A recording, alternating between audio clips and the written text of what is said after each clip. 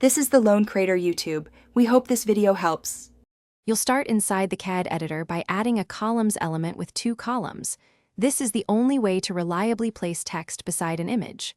Click Add Right Arrow Layout Right Arrow Columns, then pick a 2-column option. Once added, upload your image into the first column's content slot and add a text element in the adjacent column.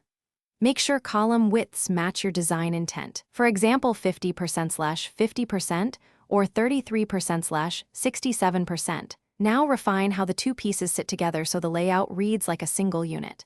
Select each column and set padding and margin values to add breathing room. Small increments like 8/16px make a big difference. Use vertical align to line text with the image. Choose top, center, or bottom depending on composition.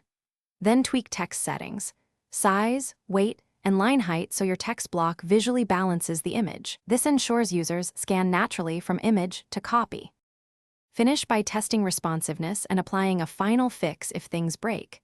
Open Preview and toggle Mobile. CAD will stack columns on small screens, so make sure the image and text still read logically.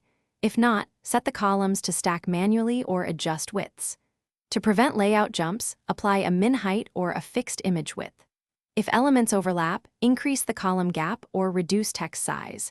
If you run into persistent issues, double-check padding and vertical align settings first.